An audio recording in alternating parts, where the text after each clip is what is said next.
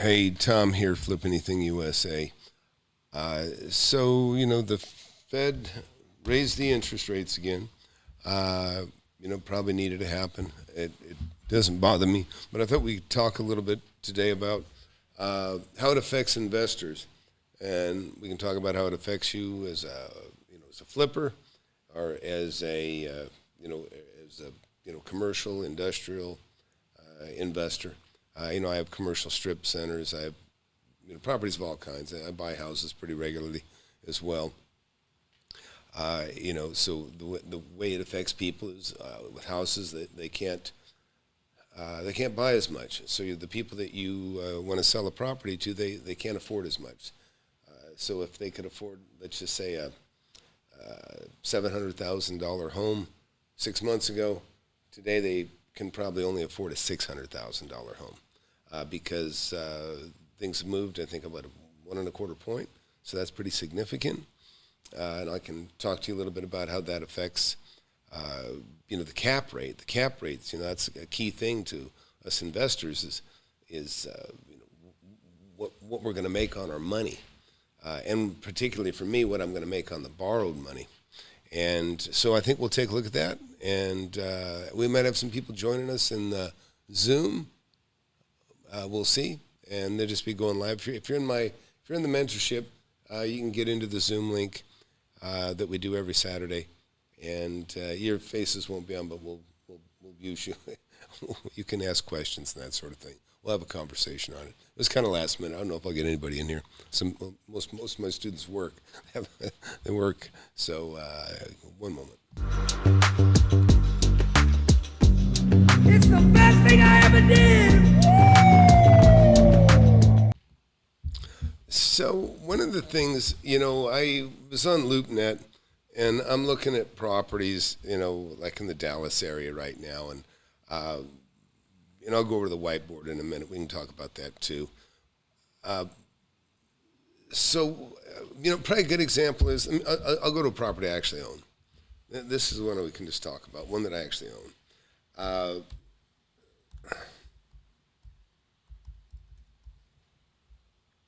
So this is a property I bought, I think, less than a year ago. And this is an industrial property. Okay, it's 17,000 square feet. I paid $1.6 million for it. But let's talk about how these interest rates impact me. There's a typical investor in industrial property. All right, this could apply to commercial, office, or anything else.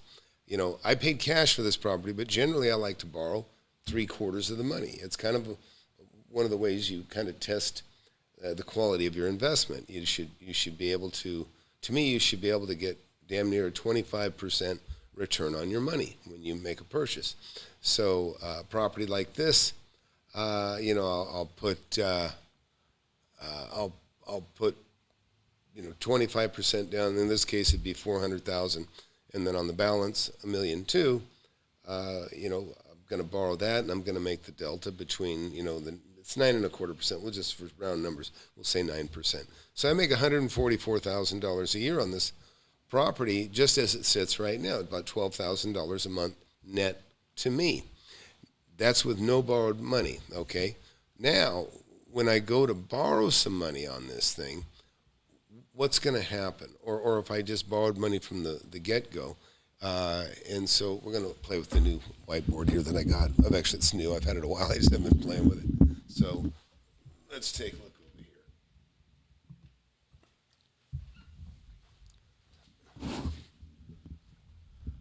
Oh, boy. So on the property that I just showed you, I've got an industrial property. The one I just showed you. So, I've got a building. Okay, there's a building here. We'll just call that parking.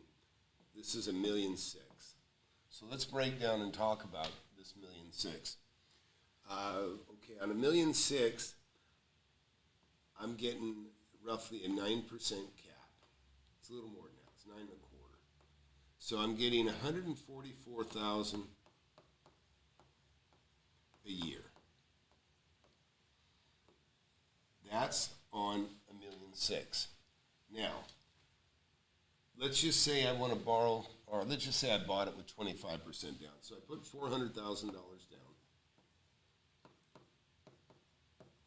And on 9%, just say nine times 4, I'm gonna get $36,000 a year.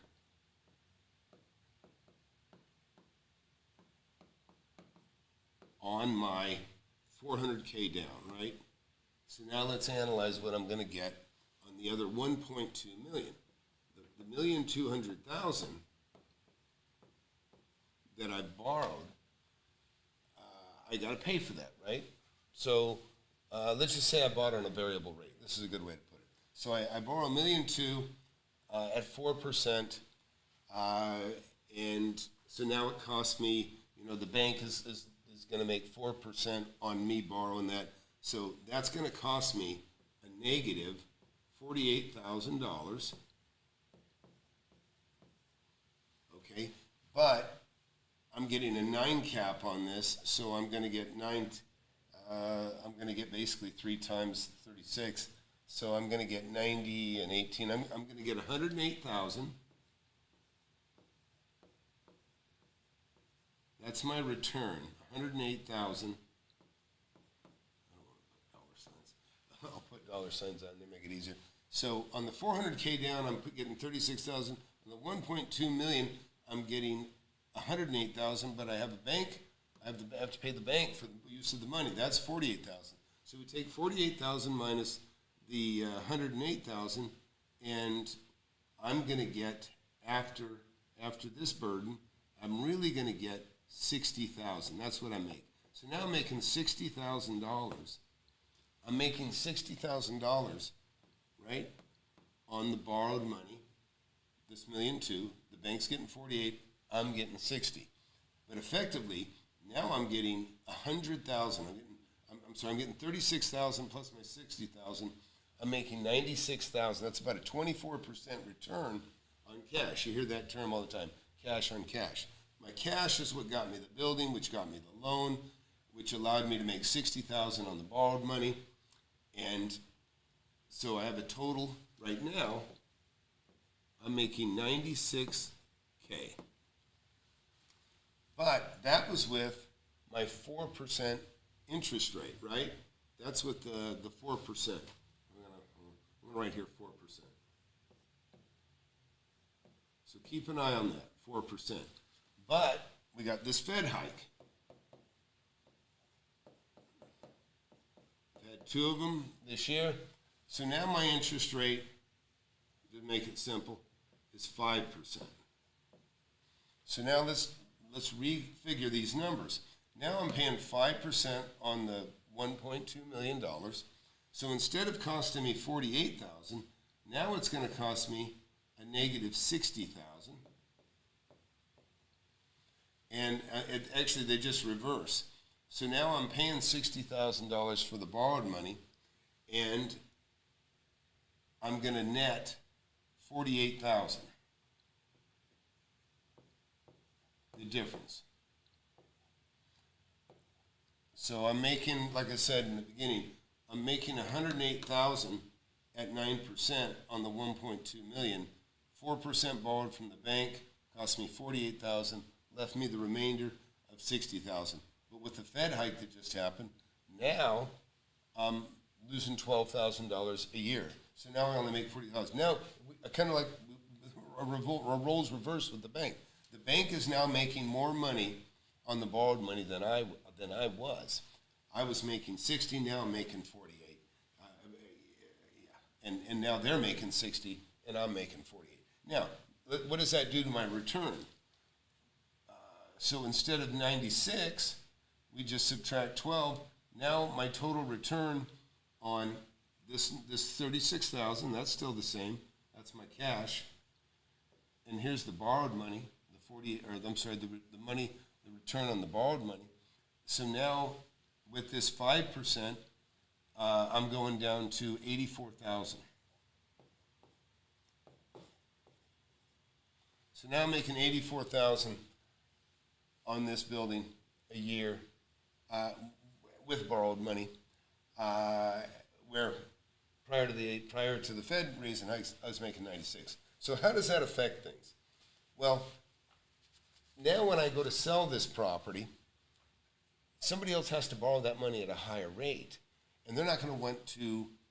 They're going to want a bigger spread, right? I mean, I would too. I mean, 9% is really good. I could probably sell this at a 6% rate, and I'm still going to make money. But you know, at a six cap, this building is worth $2.4 million. But because people are borrowing money at 5% now, there's not enough margin there.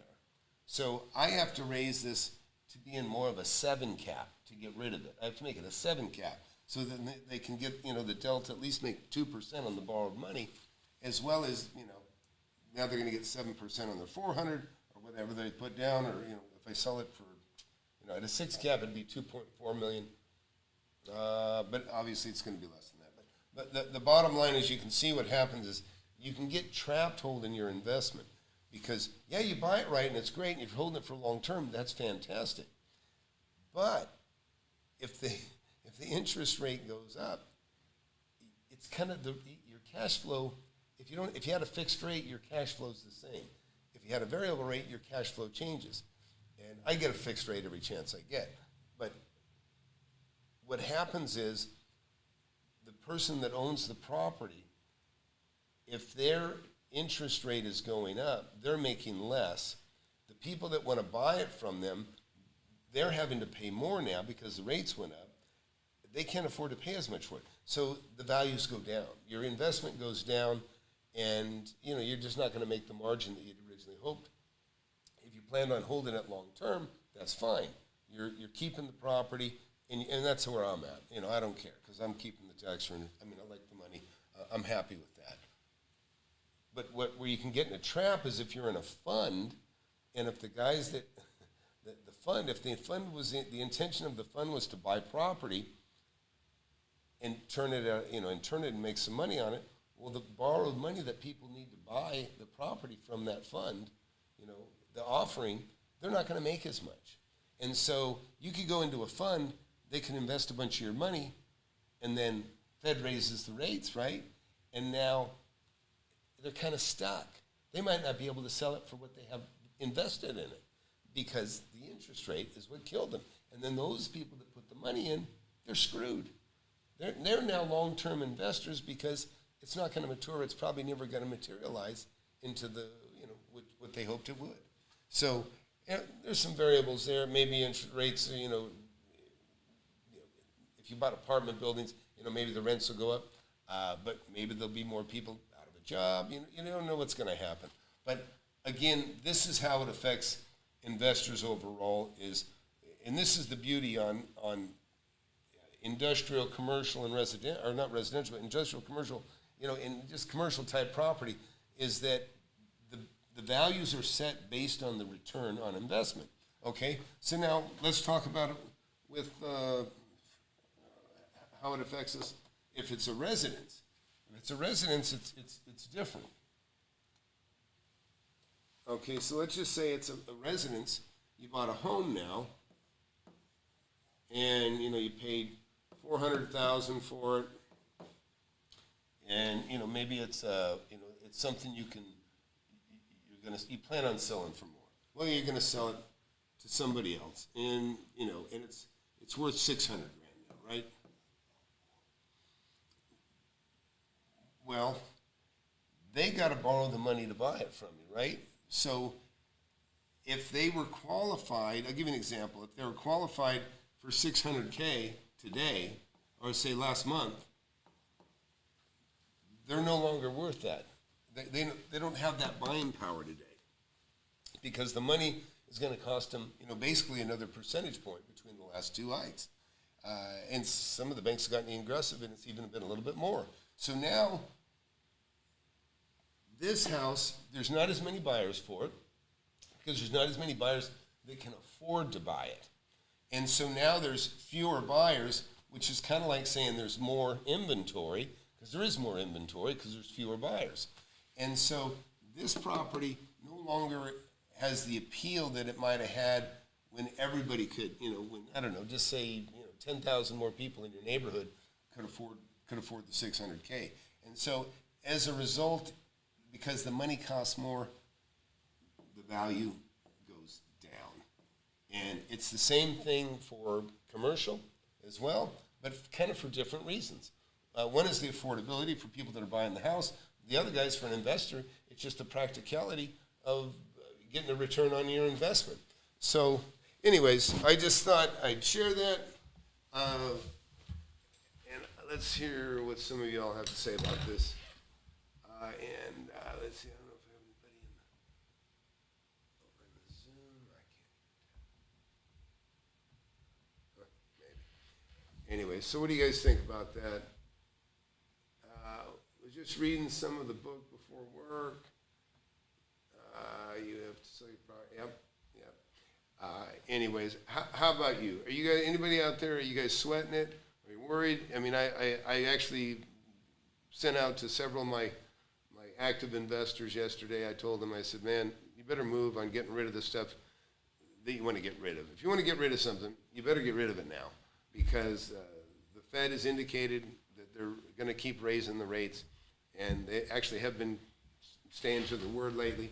And so, some people really silly, they think, oh, the government would never do that. That'll ruin the economy. Listen, since when does the government ever do anything that's good for the economy? And this is the Fed. They're independent.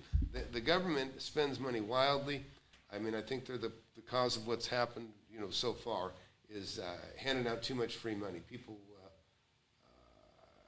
are just handing out money. It's kind of ruined the country big time. They're boasting about how, so many people are invested in the market. And that's because people got free money, and they threw it into Bitcoin hoping to get rich. And now look what Bitcoin's done. Bitcoin's turned upside down, and there's money's drying up. You're going to see, in my mind, in my opinion, look, I call it shitcoin. I don't like it. I'm like Warren Buffett in as much as, and Charles Munger. It's trading turds. I've never liked it. And sorry to my friends that are invested in it, but I disagree with you that it's good. And I hope you got out and you got some of your money out. But the fact is, there's just nothing there. There's just nothing there. So what do you got there? You think bigger investors are more favorable because they have more? Well, a little bit, and let's talk about that. So let's go back to looking at property here. You're going to see these numbers drop. This, I'm sure. So take a look on the right-hand column, or here's the right over here, stage left. So look, like here's a little place, 31,000 square foot office building, 7.85 cap. That's not a bad cap rate. A lot of people have been shook up and afraid of office because of so many people started working at home, couldn't get the offices rented. If you had an office that was rented, you just couldn't get it rented. I owned a little bit of office. I mean, actually, I owned a lot of office, but fortunately, the people that were in my office were not affected. In fact, my companies that are within the buildings that I rent have actually blown up and done quite well through this whole pandemic, and it's actually been a good thing for me overall. Don't get me wrong. I had schools, I had beauticians, I had massage parlors, tattoo parlors. I had all kinds of people that were damaged, that had to be in close proximity with other people. They were damaged, and look, I like I say, my tenants and our success is shared.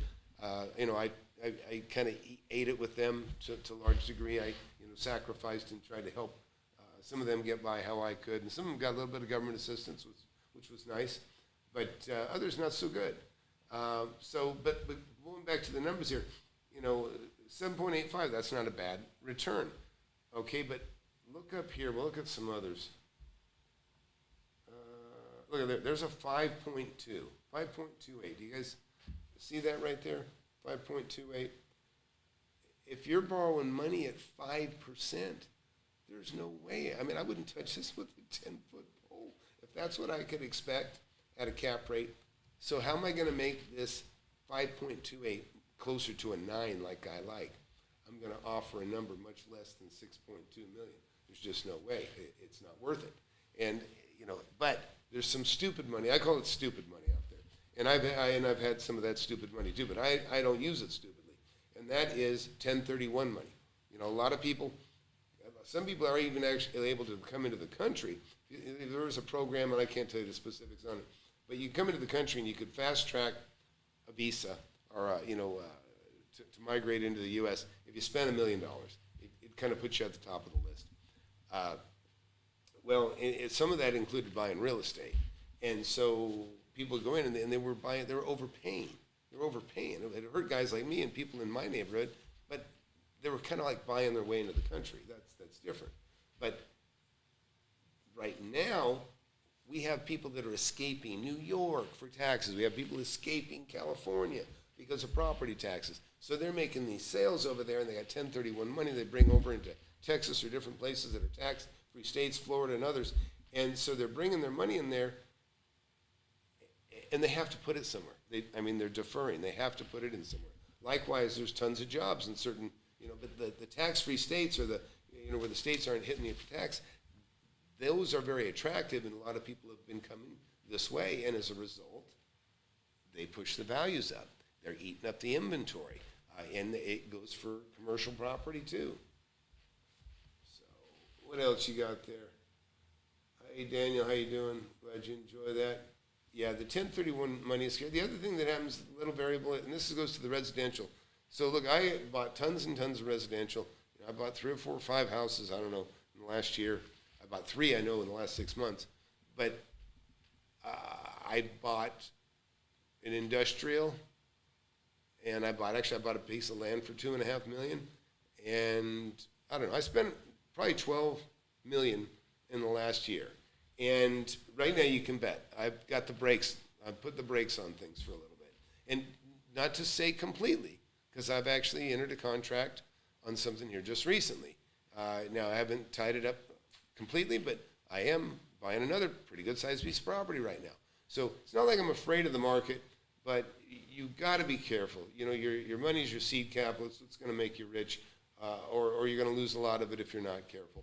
But get yourself an amortization schedule. If you're like a beginner investor, even if you think you're maybe smarter than you are. A lot of people are not very keen with numbers, but get yourself an amortization schedule and just play with the numbers, and you can see how wonderful interest is. It's like rent; it never sleeps. But you got to be careful. If you're going to borrow money, you got to have that. You got to have that margin to make money on, and you got to decide. Do I mind being stuck in this investment? Like I have all kinds. I have like 100 and right now I'm sitting on about 165,000 square feet of rentals. I got industrial, commercial, and I've got houses. I'm not even counting the houses, but just the industrial, commercial, and that stuff's like 165,000 square feet. I'm holding it. I'm that's income to me. In fact, the rents are going up. Now, likewise, the taxes, property taxes go up too. But again, overall, I'm making more money. And that works. But on the land, buying land, I get hurt on the land, right? If I got land, right now it's kind of expensive to, materials are crazy expensive, so I'm not crazy about developing my land right now. It's kind of a buy and hold, which I don't mind buying and holding and speculating some. I don't advise my students do it unless they got enough money they can afford to do it. And that's for everybody to decide for yourselves. How much of your portfolio that you can handle being just dead, that's not income producing, that's speculative. But you always got to have income producing property because that's what carries all that stuff. Okay, Eric says, some think this will, oh, hey, by the way, folks, I have a mentorship. Let me give you a quick jump over to this. Take a look at this and I'll be right back. It's closing today. Today's the last chance to get into it, by the way. Stop and listen. Time is on a mission to eliminate all the snake oil and the fake gurus that fake y'all. He'll show you how to build an empire, starting with nothing but a desire. All you really need is a good mentor, not a used car bullshit. With time, you'll learn to crush it. Investing like Warren Buffett. With real estate, you cannot procrastinate. Everyone who hesitates is left at the starting gate. Hey, yo, so don't delay and join today. The mentorship and flip anything. USA, go.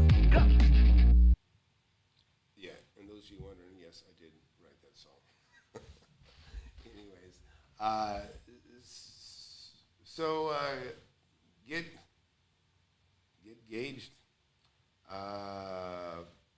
Tom, look at Mansfield. Mansfield what? Help me out here. Mansfield, what? What state? Was that Mansfield, Texas? So look, he wants to jump over and we'll look at another area. I'm fine with that. Oh, actually, that's another place.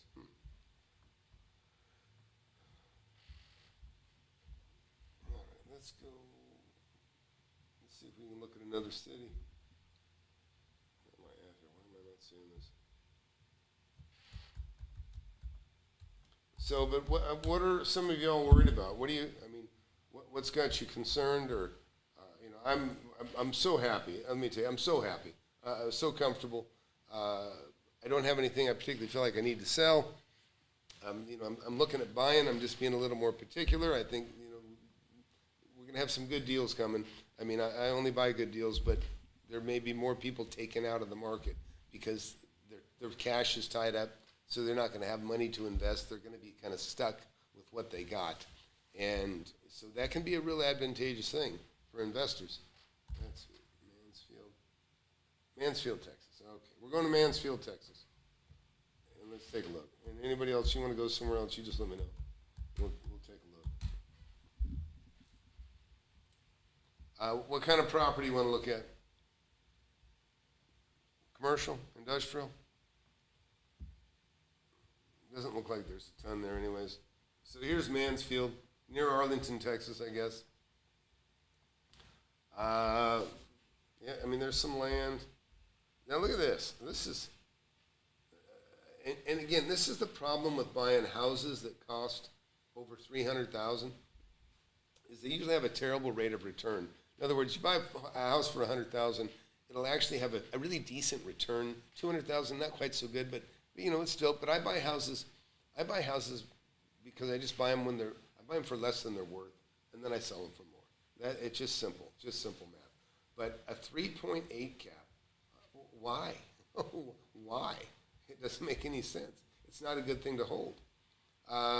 Land, you know, this could be a fantastic piece of land. I can't, you know, make a judgment on that. Oh, this is interesting. So check this out.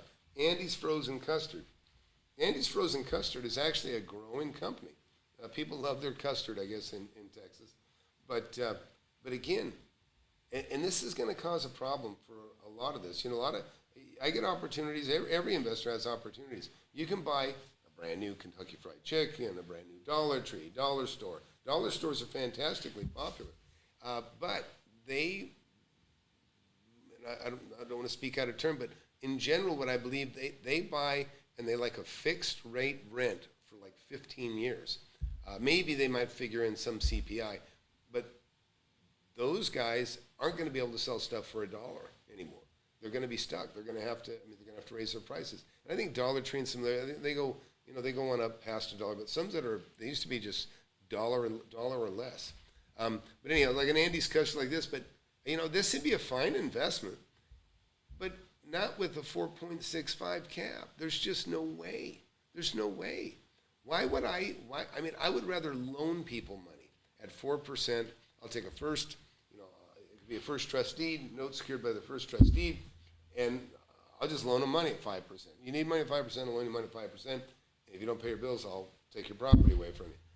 But at 4.65, you know, what's conceivable is somebody could buy the land, buy this property, buy the deal, and if they had a variable rate, they could be upside down. They could actually be losing money because if they're paying 5% and they're making 4.65, why? It doesn't make any sense. So these kind of investments definitely do not work for somebody like me that likes to borrow 3/4 of the money when I can. I pay cash, but I usually back it out some way. I assume you guys can hear me better. Sorry. Yeah, it's going to be the $5 store. Huh. Okay, so there's an Andy's in your area already, huh? Yeah, so look, someone says, how long are these interest rates expected to last, and when can we expect the rates to go down? Historically, you know, look at, when I started in real estate, and I started like in the early 80s, okay? I was 18 in 1980, bought my first property in 1981. And by the way, get my book. You don't have my book, get my book.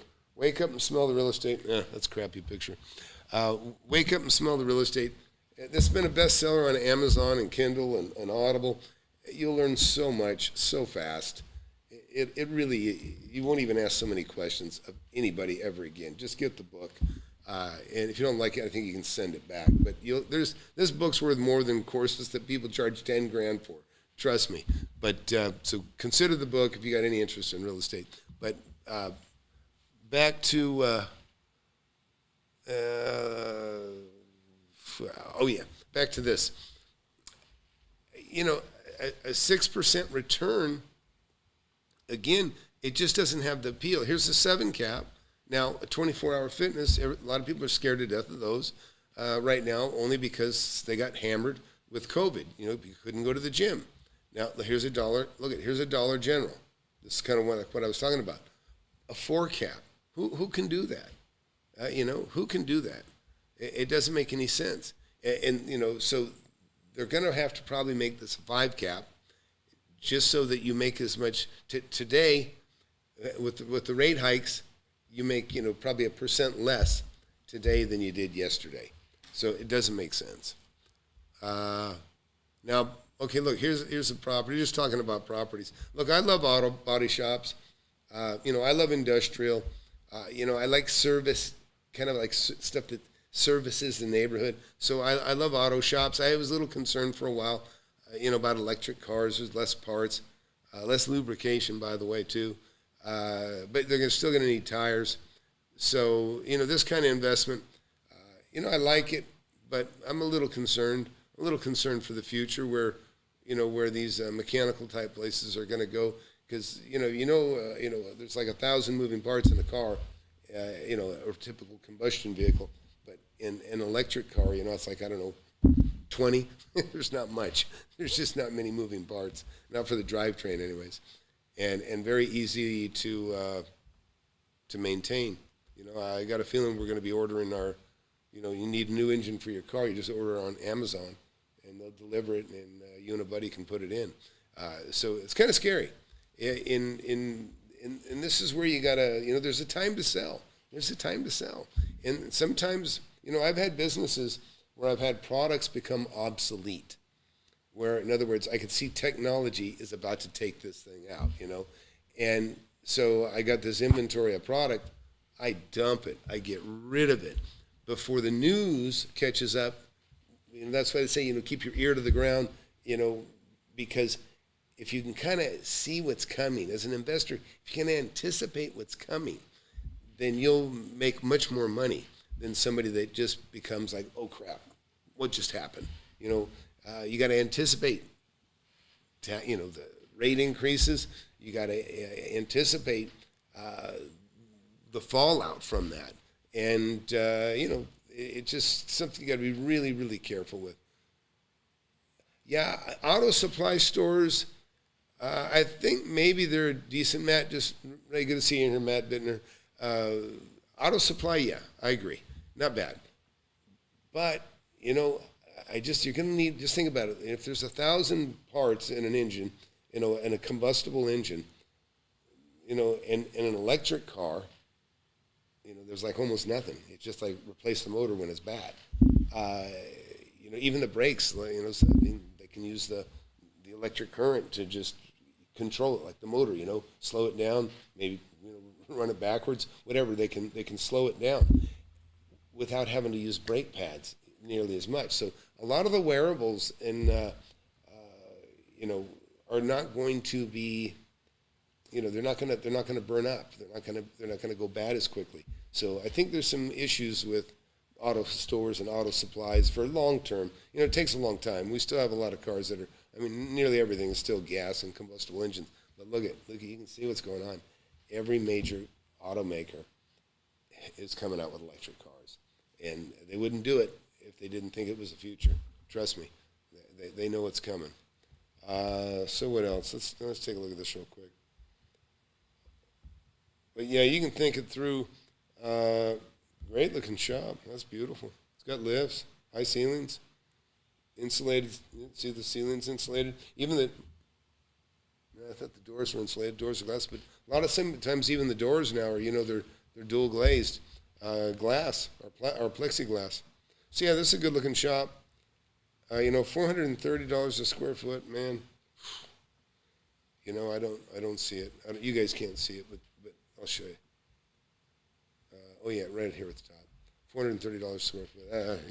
That's a lot. Too much for me. Might be a fine for somebody else.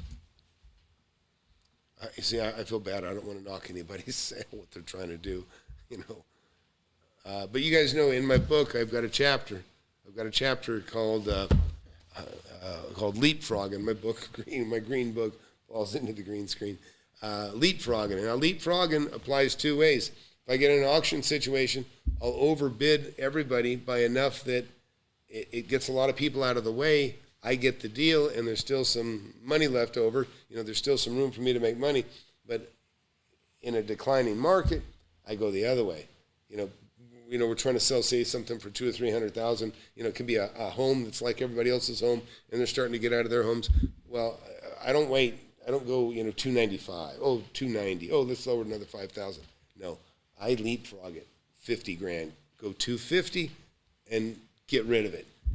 There might be it might get bid up a little bit from there. But the bottom line is I'm $50,000 less than everybody else that's selling. It gets me more attention early on, and I get rid of it. And then these guys, they slowly race down to my 250. But by the time it gets down to that 250, you might have to leapfrog it down to 200. So that happens if you live long enough. I've been doing this for 41 years. I've seen real estate go down tremendously. I've seen things devastated before. And I've come back in and picked up the pieces, made a lot of money off the people that made the mistakes. And that's where you want to be. You want to be the smart guy in the room. So Matt Bittner wrote, what's the most recession-resistant commercial property you can think of? I would say kidney dialysis. Dialysis, people die. They got to have dialysis every couple days. So kidney dialysis is a good bet. It ain't going anywhere. It ain't shutting down. And I'm not saying all health, but that's a big one, right? I mean, they've got to circulate that blood and clean it, or whatever exactly they do. So that's what I would say about that. So anyways, hey, I hope you guys enjoyed this stuff. I got to run. I got to go get some dinner. Me and my son are going to grab some lunch, or are going to grab some food. And like I say, last chance to get in the mentorship. I'll take you for a quick peek over the mentorship. So look, here's the mentorship. Go to flipanythingusa.com. Those of you that are new here, please hit that like button, hit that subscribe button, and I never steer you wrong. I've made money. I made my money in real estate, and that's how I like it. And I do charge, of course, for teaching people what I know, but I got people that have become millionaires in 2 years, so they're pretty happy with spending a couple grand. But go in here and take a look at the mentees, the guys that are in my class. This guy here, he's a millionaire now. I mean, he might have been a millionaire before he started. Ken's a smart guy, but he attributes at least making $600,000-$700,000, and in large part to me helping him. And that's the thing with mentorship. It's so much better when you have access to somebody that can reassure you that you're doing the right thing, and or reassure you that you're doing the wrong thing, or maybe just completely argue with you and have a complete opposite stance that says, no. Listen, I love the playing devil's advocate. I like people to just rip my shit apart. If I got something that I think's great, tear it up. Because if you can tear it up, maybe I'm wrong. Maybe I'm making a mistake. And, and that's one of the things that I do is I try to make people painfully aware of, that they may be getting themselves ensnared into a trap.